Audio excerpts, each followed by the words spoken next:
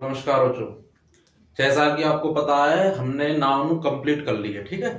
और नाउन जो मैंने पढ़ाया है उसको एक बार देखना, बहुत इंपॉर्टेंट है नाउन, ठीक है। अब जो हम टॉपिक अगला स्टार्ट करेंगे, मैंने बताया था प्रोनाउन स्टार्ट करेंगे हम, ठीक है। ये इंग्लिश लैंग्वेज का मोस्ट इंपॉर्टेंट टॉपिक है। कौन सा? प्रोनाउन। क्योंकि लैंग्वेज इंग्लिश क्या है? एक लैंग्वेज है जिसमें हर टॉपिक एक दूसरे से क्या है? कनेक्ट है। कनेक्ट का मतलब है नाउन। नाउन का यूज किसमें है? प्रोनाउन। प्रोनाउन का यूज है नाउन में। वर्ब का यूज है एडवर्ब। टेंस कनेक्ट है वॉइस से, वॉइस कनेक्ट है नरेशन से, यानी कि हर एक चैप्टर एक दूसरे से क्या है? कनेक्ट है, लिंक है। तो इस चैप्टर को मैं बहुत ज्यादा डिटेल में पढ़ाऊंगा, एकदम बेसिक से और पूरा प्रॉपर हाई तक ले जाएंगे इसको, ठीक है। तो प्रोनाउन बेसिकली है क्या? पहले तो हमें ये पता होना चाहिए कि प्रोनाउन है क्या है। तो प्रोनाउन एक ऐसा चैप्टर है इसमें जिसमें pronoun is a word that is used in place of a noun. Pronoun वह हैं जो नाउन के स्थान पर आती हैं। प्रोनाउन वो होती हैं जो नाउन के स्थान पर आती हैं, उनको ही हम क्या बोलते हैं? प्रोनाउन बोलते हैं। जैसे मैंने कुछ एग्जांपल लिखे हैं। Radhika is a beautiful girl. Radhika क्या है? एक सुंदर लड़की है। Radhika lives with her father. Radhika अपने पिता के साथ रहती है। राधिका लव्स राहुल। राधिका राहुल से प्यार करती है। अब यहां पर आप देखोगे कि जो राधिका राधिका राधिका बार बार वर्ड आ रहा है। राधिका राधिका बार बार वर्ड आ रहा है, यानी कि कुछ ऐसा फील, ऑड सा फील होता है बार बार किसी वर्ड को रिपीट करने से। अगर मैं इसको फिर से देखूं, Radhika is a beautiful girl. कार्य कौन कर रही है? राधिका। वर्ब कौन कर रही है? राधिका। फिर मैंने बोला she lives with her father. She loves her, वो सी लव्स राहुल। अब मैंने यहां पर राधिका को रिप्लेस कर दिया। राधिका के स्थान पर मैंने कुछ वर्ड यानी शब्द लिख दिए हैं सी। और सी क्या है? तो यहां पर ये सी ही है क्या? प्रोनाउन। सी क्या है? प्रोनाउन। तो जो शब्द बार बार रिपीटेशन में आते हैं और रिपीटेशन को रोकने के लिए हम जिन शब्दों का यूज करते हैं वही शब्द हमारे क्या कहलाते हैं? प्रोनाउन कहलाते हैं। इतना क्लियर हुआ? प्रोनाउन क्या है? Pronoun is a word that is used in a place of a noun. जो नाउन के स्थान पर आते हैं उन सब के सब शब्दों को हम क्या कहते हैं? प्रोनाउन कहते हैं। जैसे सी। सी first person, second person and third person. Pronoun के तीन पार्ट हैं, first person, second person and third person. इसके बाद पर्सन पे आएंगे। तो जो सी है वो कौन सा पर्सन है? थर्ड पर्सन है। सी कौन सा पर्सन है? Third person. तो सी किसके लिए आता है? वुमेन या लड़कियों, इनके लिए किसका यूज करते हैं? हम सी का यूज करते हैं। ही का यूज लड़के यानी कि मैन के लिए किसका यूज करते हैं? ही का यूज। तो जो अब प्रोनाउन इतना हो गया, इतने के बाद प्रोनाउन जो स्टार्ट होगा उसमें कराएंगे हम फर्स्ट पर्सन से। पर्सन कितने? प्रोनाउन कितने प्रकार के? First person, second person and third person. First person में कौन कौन आते हैं? आई और वी। सेकंड पर्सन में यू एंड थर्ड पर्सन में ही, सी, इट एंड दे। तो इतना इसको स्क्रीनशॉट ले लो या तो नोट कर लो इसको। अब यहां पर आपको एक टेबल दिखाई दे रही है। ये टेबल इतने इंपॉर्टेंट है, पूरी जितनी भी हमारी ग्रामर है, जितनी भी लैंग्वेज है इंग्लिश में, इस टेबल में जितने शब्द लिखे देखोगे वो कहीं ना कहीं आपको लैंग्वेज में दिखेंगे। तो ये सारे के सारे कौन है? प्रोनाउन है। ये first person, second person and third person. तो मैंने कुछ इस प्रकार से लिखा है। Person, numbers, subject, object, possessive adjective and possessive pronoun, ठीक है। जैसे अगर मैं फर्स्ट पर्सन की बात करता हूं, फर्स्ट पर्सन, तो फर्स्ट पर्सन में जो नंबर हैं, नंबर हम पढ़ चुके हैं। नाउन ऑफ नंबर दो प्रकार के, काउंटेबल एंड अनकाउंटेबल। काउंटेबल में सिंगुलर एंड प्लूरल। तो singular and plural. Singular subject I है, प्लूरल सब्जेक्ट वी है फर्स्ट पर्सन का। ऑब्जेक्ट आई का मी, वी का us, possessive adjective my, our, possessive pronoun my और आवर्स। ठीक है। ऐसे ही सेकंड पर्सन में सिंगुलर एंड प्लूरल। सिंगुलर में यू, ध्यान रखना यू सिंगुलर भी होता है और प्लूरल भी होता है। यू अकेला ही ऐसा है जो सिंगुलर भी यू है और प्लूरल भी यू है, लेकिन यू हमेशा अपने साथ कौन सी वर्ब लेता है? Plural verb. तो ऑब्जेक्ट यू, इसका भी object you, possessive adjective your, yours and yours. अगर थर्ड पर्सन की बात करें तो सिंगुलर में, थर्ड पर्सन में सिंगुलर होते हैं ही एंड सी, दोनों के दोनों कैसे सिंगुलर है। ही का ऑब्जेक्ट हिम, सी का ऑब्जेक्ट हर, ही का पजेसिव एडजेक्टिव हिज, सी का पजेसिव एडजेक्टिव हर, ही का पजेसिव प्रोनाउन हिज एंड सी का पजेसिव प्रोनाउन हर्स होता है। ठीक है। अगर इस थर्ड पर्सन में सिंगुलर की बात करूं तो सिंगुलर में they, them, their, theirs, it, it and its, और ये इसका होता नहीं है। ठीक है। तो ये जो टोटल टेबल है ये उंगली पे ऐसे रटी होनी चाहिए, क्योंकि इसका बहुत ज्यादा इंपॉर्टेंट है ये टेबल। जितनी भी आपको दिख रहे हैं, सब्जेक्टिव केस हो, ऑब्जेक्टिव केस हो, पजेसिव एडजेक्टिव, पजेसिव प्रोनाउन, चाहे टेंस कर लो, वॉइस कर लो, नरेशन कर लो, कोई से भी पार्ट को कर लो, ये टेबल आपको हर जगह दिखाई देगी। ठीक है। तो इसको स्क्रीनशॉट ले लो।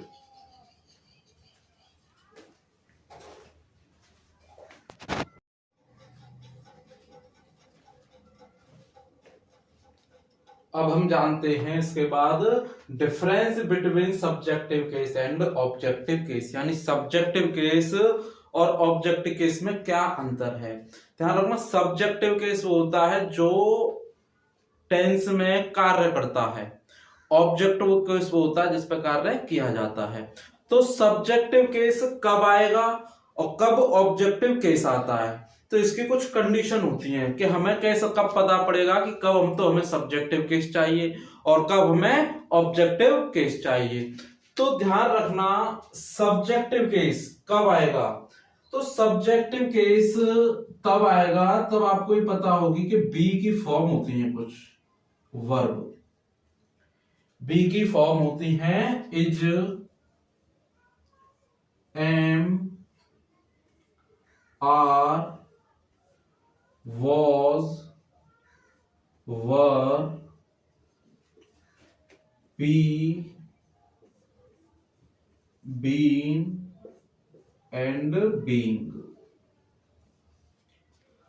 सब्जेक्टिव केस में जो बी की फॉर्म है, सब बी की फॉर्म है, वर्ब का चैप्टर का पार्ट है, जब वर्ब आएगी तब पढ़ूंगा इसको कि बी की form is, am, are, was, were, be, been, being, ये सब की सब बी की फॉर्म है।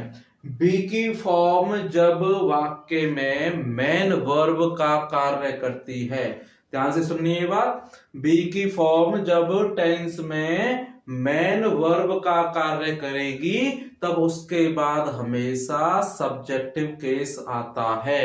ये दिमाग में बिठा लेना, बी की फॉर्म यानी बी की फॉर्म ये जब वाक्य में मेन वर्ब का काम करती हैं तब उनके बाद हमेशा सब्जेक्टिव केस आता है। यानी कि बी की फॉर्म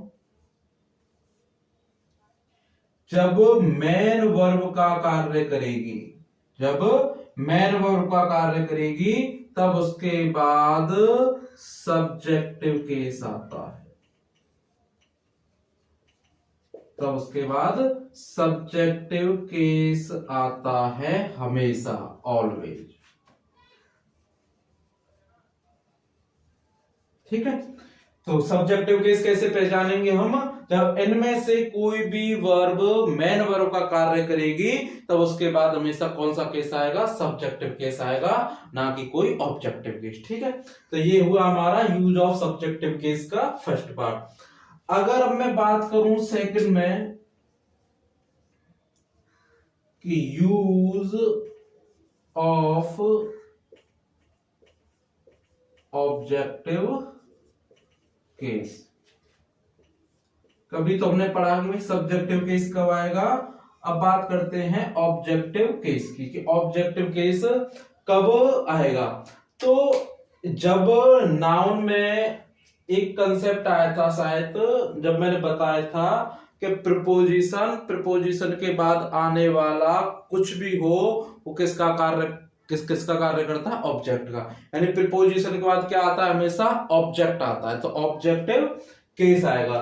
तो फर्स्ट कंडीशन है इसकी कि जब प्रीपोजिशन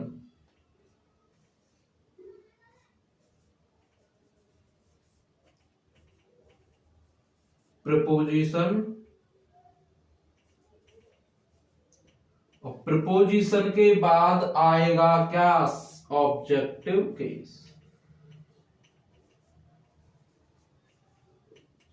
प्रीपोजिशन और प्रीपोजिशन के बाद क्या आएगा, ऑब्जेक्टिव केस, फर्स्ट कंडीशन। दूसरा क्या है कि यहां पर तो बी की फॉर्म मैन वर्ब का कार्य करेंगे तब आएगा भाई, वर्ब का नहीं, मैन वर्ब का, हेल्पिंग वर्ब का नहीं, मैन वर्ब का कार्य करेगी तब उसके बाद कौन सा केस आता है, सब्जेक्टिव केस। यदि वर्ब हेल्पिंग वर्ब का कार्य करेगी तो उसके बाद आएगा हमेशा ऑब्जेक्टिव केस। यानी कि वर्ब के बाद क्या आता है, ऑब्जेक्टिव केस आता है।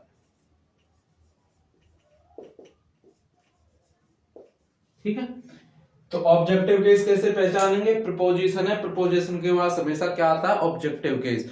और वर्ब अगर वर्ब मेन वर्ब का कार्य नहीं कर रही है तो उसके बाद आएगा ऑब्जेक्टिव केस। यदि वर्ब मेन वर्ब का कार्य कर रही है, कौन सी, बी की फॉर्म सब, तो उनके बाद कौन सा केस आता है, सब्जेक्टिव केस आता है। तो आप पहचान लोगे ना सब्जेक्टिव केस कब आएगा और ऑब्जेक्टिव केस कब आएगा।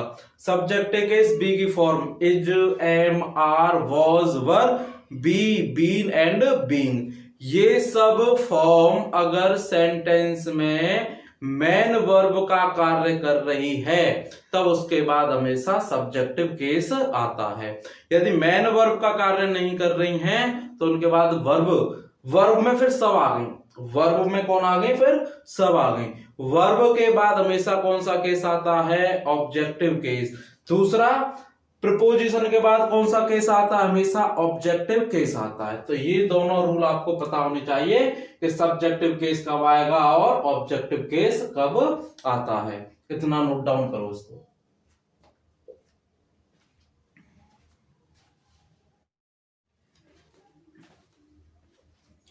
जैसा कि हमने देखा है भी कि ऑब्जेक्टिव केस कब आता है, जब प्रीपोजिशन हो, प्रीपोजिशन के बाद ऑब्जेक्टिव केस आएगा, और जब वर्ब हो, वर्ब के बाद भी क्या आता है, ऑब्जेक्टिव केस।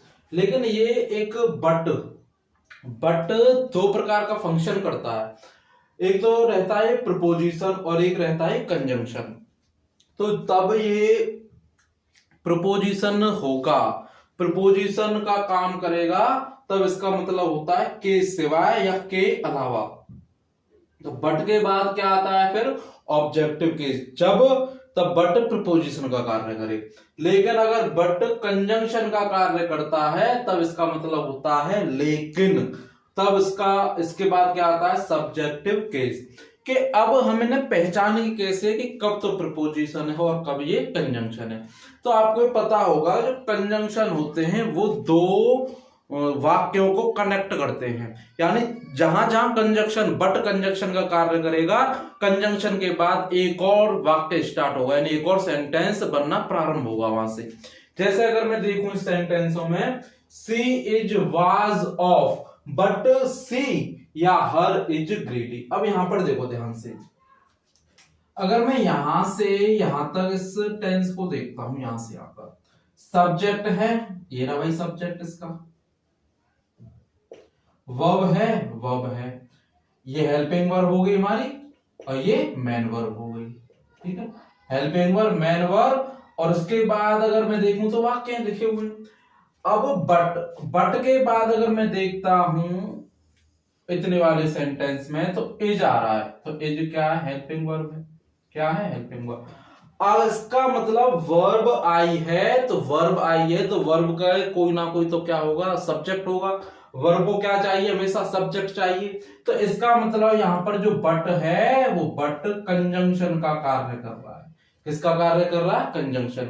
और जब ये कंजंक्शन का कार्य करता है तब इसके बाद कौन सा केस आता है, सब्जेक्टिव केस। इसका मतलब यहां पर क्या नहीं आएगा, हर नहीं आएगा, क्या आएगा, सी आएगा सब्जेक्टिव केस। ऐसे दूसरे सेंटेंस में देखूं, everyone went to the party but she या हर, कि एवरीवन प्रत्येक जाना चाहता था पार्टी में, किंतु इंतु के सिवाय किसके, इसके। अब यहां पर हम देखेंगे कि everyone went to the party, everyone हो गया, वर्ब हो गई, टू द पार्टी यानी कि ऑब्जेक्ट हो गया। अब अगर मैं इसके बाद देखूं तो बट यहां पर है, अब यहां पर क्या सब्जेक्ट आएगा क्या ऑब्जेक्ट आएगा, इसकी पहचान करने के लिए मुझे बताओ बट यहां पर किसका कार्य कर रहा है, प्रपोजिशन या कंजंक्शन। अगर ये कंजंक्शन का कार्य करेगा यहां पर तो फिर क्या आना चाहिए, सब्जेक्ट। अगर सब्जेक्ट आएगा तो सब्जेक्ट को क्या चाहिए, वर्ब चाहिए, बट वर्ब तो है नहीं आगे, तो इसका मतलब बट यहां किसका कार्य कर रहा है, प्रपोजिशन का। किसका कार्य कर रहा है, ये प्रपोजिशन। और जब ये प्रपोजिशन का कार्य करता है तब प्रपोजिशन के बाद क्या आता है, ऑब्जेक्टिव केस, इसलिए यहां पे सी नहीं, क्या आएगा, हर आएगा। ठीक है, ऐसे इसको अगर देखें, आई एम पुअर, कि मैं गरीब हूं, बट आई या मी एम ऑनेस्ट।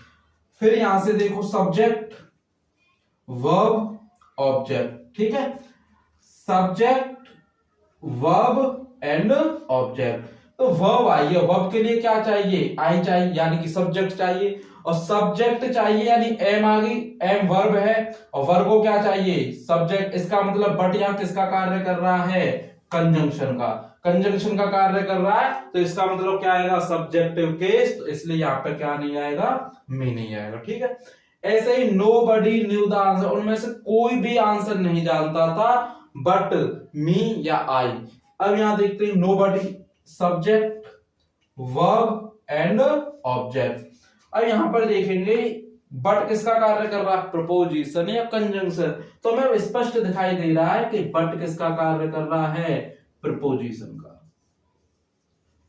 क्यों, क्योंकि इसके बाद कोई भी वाक्य स्टार्ट यानी प्रारंभ नहीं है, कोई भी ना तो वर्ब है और ना ही ऑब्जेक्ट है, इसका मतलब प्रपोजिशन है ये, और प्रपोजिशन के क्या बात आता है, ऑब्जेक्ट ना कि सब्जेक्ट। क्लियर आया। तो इस प्रकार से हम इनको पहचान सकते हैं कब तो सब्जेक्टिव केस आएगा और कब हमको ऑब्जेक्टिव केस चाहिए। तो मैं मान के चलता हूं कि इतना आपको समझ में आएगा बट का कंसेप्ट। बट जब प्रपोजिशन का कार्य करता है तब उसका मतलब होता है के सिवाय या के अलावा। तब बट प्रपोजिशन का कार्य करेगा तो उसके बाद क्या चाहिए उसको, ऑब्जेक्टिव केस। क्या चाहिए, ऑब्जेक्टिव केस। लेकिन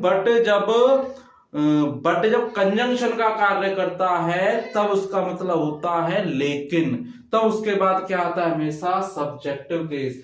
अब इसको पहचानेंगे इसकी कब तो ये प्रपोजिशन है और कब ये कंजंक्शन है। तो पहचानने का मैंने तरीका बताया आपको कि कंजंक्शन दो सेंटेंस यानी दो वाक्यों को कनेक्ट करता है। अगर बट के आगे एक और सेंटेंस स्टार्ट यानी कि सब्जेक्ट है वर्ब है ऑब्जेक्ट है तो वहां ये कार्य करेगा कंजंक्शन का। अगर बट के आगे कोई टेंस ही स्टार्ट नहीं है, ना तो सब्जेक्ट है ना वर्ब है ना ऑब्जेक्ट है, यानी सब्जेक्ट लिखा हुआ है तो उसकी वर्ब होनी चाहिए और उसका ऑब्जेक्ट होना चाहिए, तब तो यहां वहां ये कार्य करेगा कंजंक्शन का। अगर वर्ब नहीं है, सब्जेक्ट दे रखा है वर्ब नहीं है और ना ही ऑब्जेक्ट है, तब वहां ये कार्य करेगा प्रपोजिशन का। तो इतना कंसेप्ट क्लियर हुआ बट का, और ये कंसेप्ट क्लियर हुए subjective case and objective case. ठीक है, इतना इसको नोट डाउन कर लो या स्क्रीनशॉट लो।